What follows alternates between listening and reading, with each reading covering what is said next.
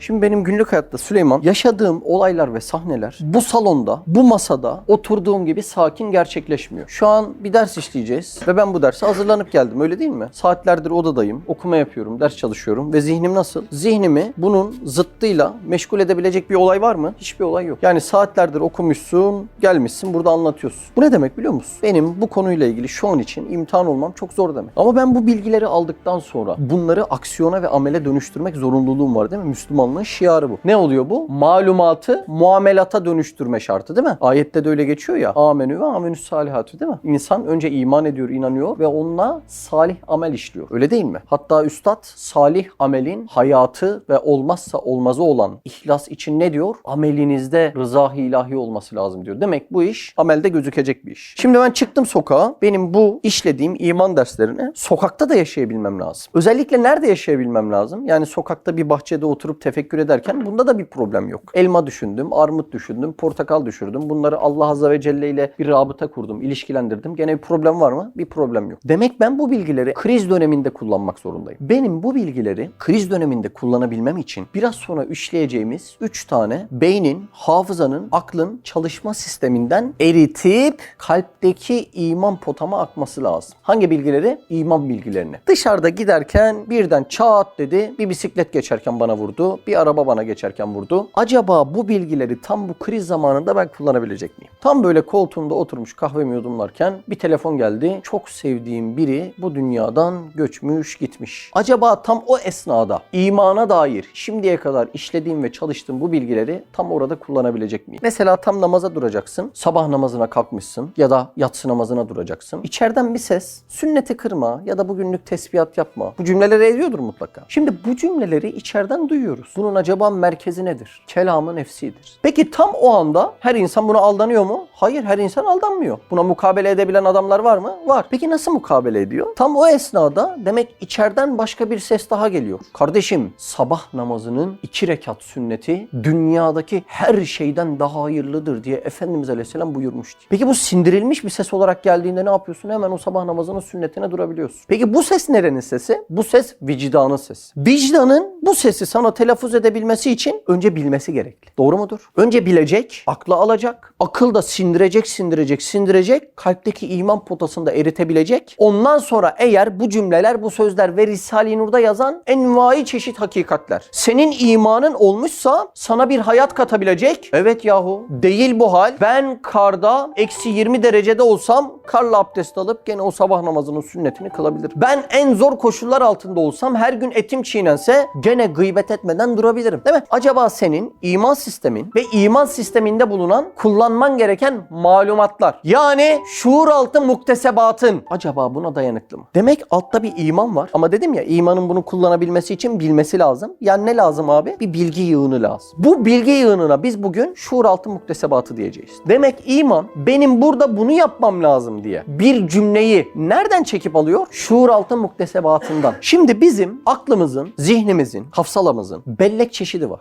Bu bellek çeşidi tam 3 çeşit bellektir. Birincisine duyusal kayıt belleği diyeceğiz. İkincisine kısa süreli bellek diyeceğiz. Üçüncüsüne de USB, uzun süreli bellek diyeceğiz. 1. Duyusal kayıt belleği. Şimdi duyusal, tam böyle ismiyle müsemma düşün Sinan. Hiç zahmete girmeyelim. Duyusal kayıt belleği. Kaç duyun var?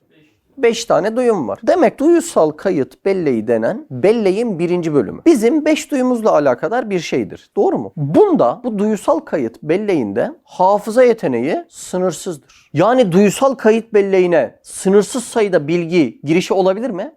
Olabilir. Bu gözle olabilir, kulakla olabilir, dokunmayla olabilir, koklamayla olabilir. Ama genellikle bizim gibi insanlar ders çalıştığından nasıl oluyor? Kulakta ve gözde oluyor ekseriyetle, değil mi? Bunda biraz daha yoğunlaşabiliriz. Şimdi duyusal kayıt belleğinden bir insana, hiçbir şey yapmayıp sadece sokakta yürüyen bir insana yaklaşık gün içerisinde 2 milyon bilgi girişi olur. 2 milyon. Buna koku, dokunma, bunlar da dahil. Hani ismiyle müsemma dedik ya Sinan. Duyusal diyor, 5 duyum var. 5'i de dahil o zaman, tamam mı? Bir günde insana 2 2 milyon bilgi girişi oluyor. Bu 2 milyon bilginin yaklaşık biz günlük 2000 tanesinin farkına varıyoruz. Tam böyle yemek hazır oluyor. O anda aç oluyorsun. Bir etkileşim oluyor. Dışarıda tonla insan görüyorsun. Aa, Süleyman, tanıdık olan gözüne çarpıyor. Öyle değil mi? Evdeyken birçok ses duyuyorsun. İnga, aa bebek uyandı diye onun sesini duyuyorsun. Değil mi? Tam odada böyle çalışma yaparken gır gır gır bir ses duyuyorsun. Bir düşünüyorsun. Aa, bu ses benim çaydanlığın sesi. Demek çay olmuş falan diyorsun, değil mi? Bu arada böyle gününün çoğunu yazma ve çizmeyle geçiren bir insan için bu 2 milyon rakamı 10 milyona çıkıyor yani. Ciddi rakamlar. Şimdi duysal kayıt belleğinde bir tane dezavantaj var. Nedir bu? Bir bilgi sana ulaştığında senin hafızanda kalma süresi 1 ila 3 saniyedir. Şimdi mesela biz şöyle bir olay yaşıyoruz derste. Anahtar bir cümle oluyor. Bu cümleyi tekrarlıyorum, tekrarlıyorsunuz. Tekrarlıyorum, tekrarlıyorsunuz. Dışarı çıkıp 2 dakika sonra sorduğumuzda 2 dakika önce çok güzel bir şekilde sunum yapabildiğin cümleyi abi neydi diye hatırlayamıyorsun. İşte bu sebepleri neler acaba? Duysal kayıt belleğini odanızdaki dolap gibi düşünün. Alır koyarsınız. Bilginin işlenmesi burada var mıdır? Hayır, yoktur. Sadece bilgi girer, bilgiyi alırsın, bilgiyi doldurursun. O zaman duysal kayıt belleğinden sonra kısa süreli bellek, KSB dediğimiz kısa süreli bellek var. Şimdi kısa süreli bellekte kapasite duysal bellek gibi değil, sınırlıdır. Yani beyinde yaklaşık 7 ila 9 birim arasında lob açılır. Manen böyle. Ve sen ancak onları o şekilde ezberleyebilirsin. Mesela benim kendi telefon numaram 7'den de 9'dan da büyük. Doğru mu abi? Hani şurada bir insan kafası var. Gördünüz mü abiler? Ben ortasını koydum. 8 tane koydum. Şimdi mesela benim telefon numaram bu 8 haneye sığar mı koyunca? Şimdi o zaman buraya sığmazsa benim bunu ezberleyememem lazım. Beyin bu sefer ne yapıyor biliyor musun İrfan? Öbek öbek ezberlemeye başlıyor. Mesela bir telefon numarası sallayalım.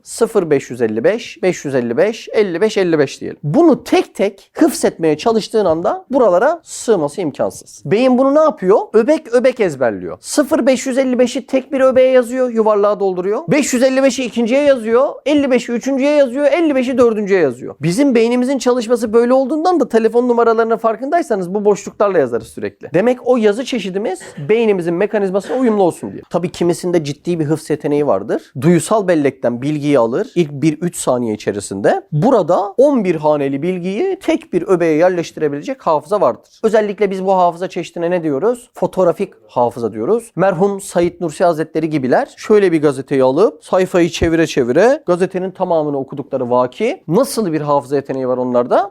Fotoğrafik hafıza. Burayı bilgisayarın RAM'i gibi düşünün. Bizim edit yaparken işlem yapan yer bilgisayarın RAM'i, doğru mu? Burası da bilgisayarın RAM'i gibi beynin işlem yapan mekanizması, temel mekanizması burasıdır. Kısa süreli bellek. Şimdi duysal bellekten bilgi girdi. 2 milyon bilgi girişi var. 2000'ini seçebildim. Ardından kısa süreli belleğe 2000'ini birden atabiliyor muyum?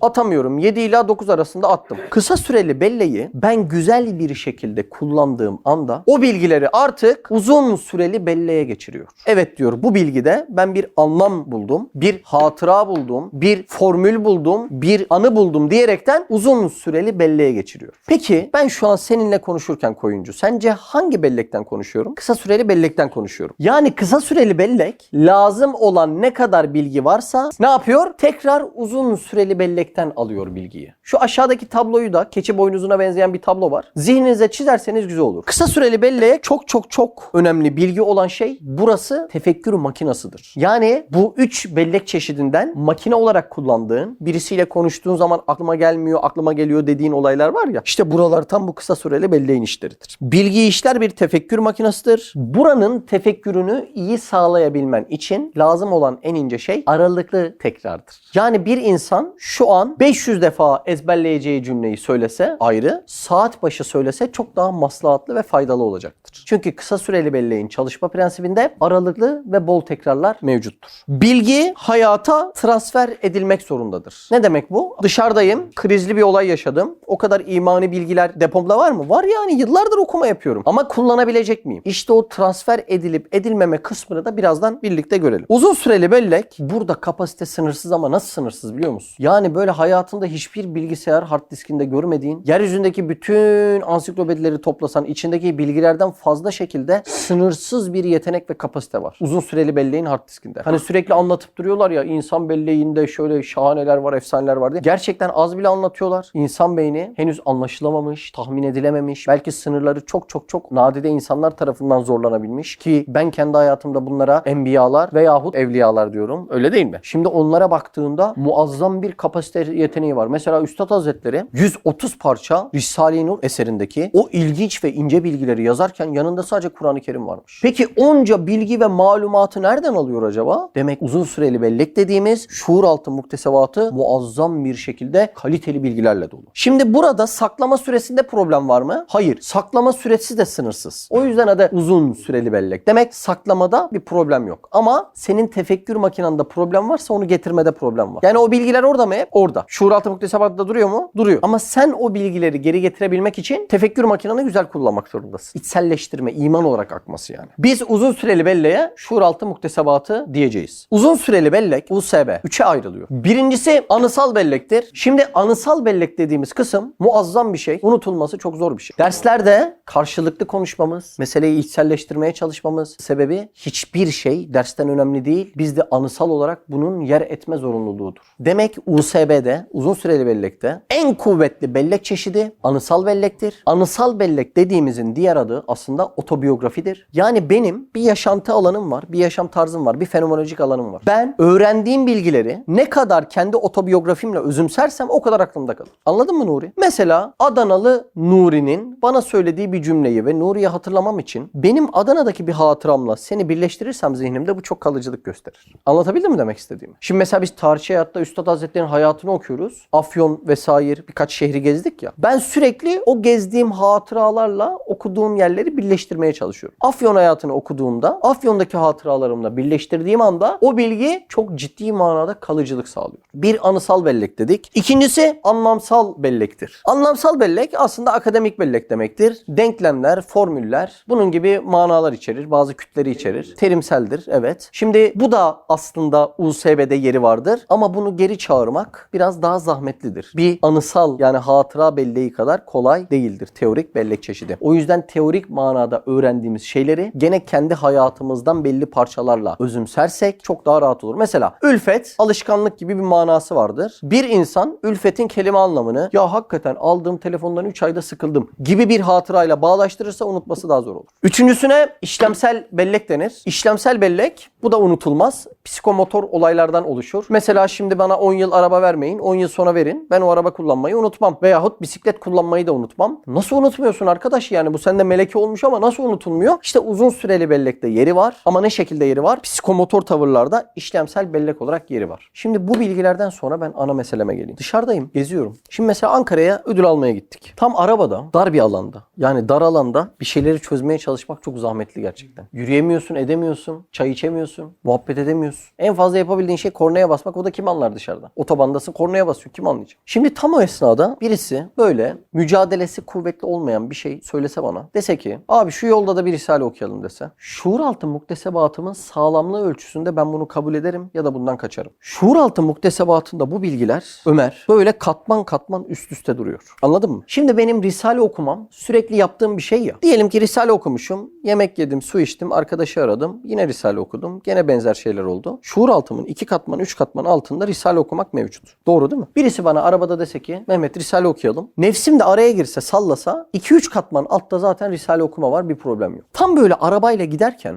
nefsimin çok ağrına gidecek bir olay yaşasam ki yaşadık. Şimdi bu daha ciddi bir sallantı demek aslında insan için. Öyle değil mi? Bir imtihan yani. Tam o esnada bağırıp kızıp bir yerleri mi kıracağım? Ya da sağlıklı ve isabetli bir davranışta bulunabilecek miyim? Bunun kararını nasıl vereceğim biliyor musun? O şuur altı muktesebatım az önce risale okuma gibi az sallanmıyor bu sefer. Daha çok sallanıyor. Ve daha çok sallandığında benim o bilgilerim artık 3 değil belki 30-40 katman aşağı inecek kadar yıkılıyor. O aşağı indiği anda 30-40 katman altında da hala hakikat saklıysa ben o kriz olayıyla muhteşem bir şekilde baş edebilirim. Yani ben bir olay yaşadığım anda, sağlam bir olay yaşadığım anda 40 katman boyunca şuur altım inip 40 katmanın altına kadar hepsinde hakikat çıkması gerekirken 3 katman hakikat var. Yolda bir şeylerden bahsetmişiz. 4. katmanda birden o an harama nazar etmişim ya, 4. katman vaktinde yıkılıyorum ve daha derin katmanlara inemiyorum artık ve ben başıma gelen bu krize mukabelede bulunamıyorum. Mukabelede bulunamadığından dolayı da sürekli şuur altını böyle dolduran insanlarda asla İslam birinci mesele olamıyor.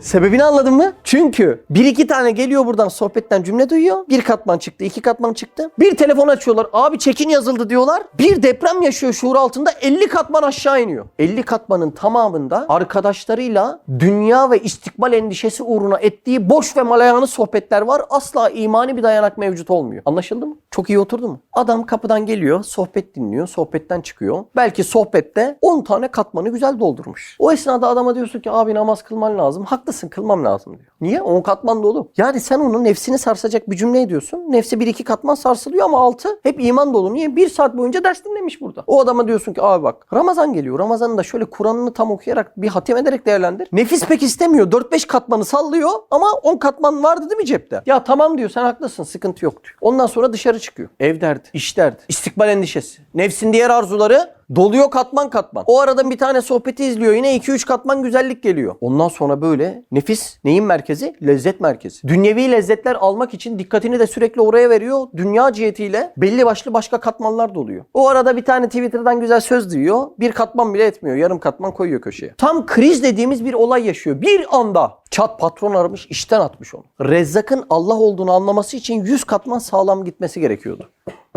Ama daha 3. katmanda yine dünyayı kattığından bütün dünyası yıkılıyor. Tevekkül mekanizması kalmıyor. Allah Azze ve Celle ile meseleleri asla intisap ettiremiyor. Demek bir insanın kriz ile yaşadığı bir olaya mukabelede bulunabilmesi için sürekli ama sürekli Allah'a dayan, saye sarıl, hikmete rağm ol, yol varsa budur, bilmiyorum başka çıkar yok. Yatsa, kalksa, sussa, Müslümanın susması tefekkür manasında. Sussa, tefekkür etse, yatarken bir şey okusa, kalksa bir şey okusa, yolda vakit geçirirken kendine yarayacak bir hakikati dinlese, vücudunun ve zihninin en yorulduğu anda evrat cihetinde Kur'an, cevşen okusa, o insanın o katmanları ne kadar sağlamlaşır? Belki binlerce katman sağlamlık yaşar. O esnada değil dışarıdan afaki yaşadığı bir olay, Azrail aleyhisselam gelip senin canına ben bugün talibim dese, yahu ben de zaten buna hazırdım. Perde-i gayb açılsa yakinim daha ziyadeleşmeyecek şekilde katmanlarım doluydu der. Hazreti Ali gibi. Şimdi ders aldın, buradan çıktın. Malayani boş işle uğraşma, katmanın sıkıntıya giriyor. Burada doldurdun 20-30 katman, dışarı çıktın, Instagram'a girdin, yalnızsın yani. Bir adamın imanı da gerçekten en güzel yalnızken belli oluyor. Tam o esnada gözünü haramla doldurdun. Ne oldu? 3-5 katman bu sefer o hakikatin üzerine haram bindi. Sonra geceye uyumadan 2 sayfa daha okudun, 2 hakikat daha hakikat bindi. Bir kriz yaşadın, deprem yaşadın, beklenmedik bir olay yaşadın. Birden sevdiklerinle imtihan yaşadın, ailenle imtihan yaşadın, nefsinle imtihan yaşadın. Bir sallandı, 3. katmanda harama bakmışsın. Buna mukavemet edebilecek, imanının o bilgiyi çekip yahu böyle yapalım diyebileceği. Bilgiyi nereden çekiyordu iman? Şuuraltı muktesebatında. Şuuraltı muktesebatında. Yani uzun süreli belleğinde. Bu katmanları tam sağlam bir şekilde inşa edebildin mi? Edemedin. Oldu mu? Ne kadar pür hakikat, hani beni pür dikkat dinle derler ya değil mi? Ne kadar pür hakikat o katmanları doldurursan, işte o gün senin hayatında birinci mana ancak İslam olacaktır. Ve ne zaman o katmanları zevklerinle, eğlencelerinle doldurup ne olduğu belli olmayan bir şuuraltı muktesebatına sahip olursan, o gün İslam birinci değil, hiçinci meselen ve davan olacaktır. Subhaneke la ilme lena illa ma allamtena inneke entel alimul hakim ve ahiri davahum elhamdülillahi rabbil alamin. El Fatiha mesela.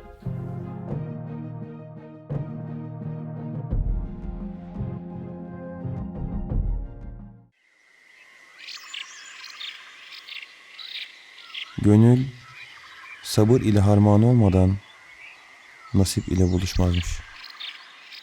Evlilik kader miydi?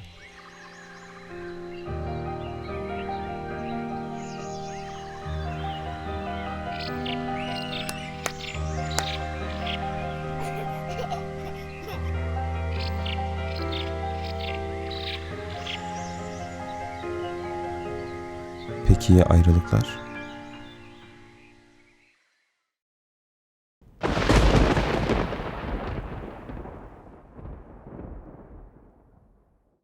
Madem evlilik kaderse ve kaderimde evleneceğim kişi yazılı ise ben neden bunca zahmete giriyorum?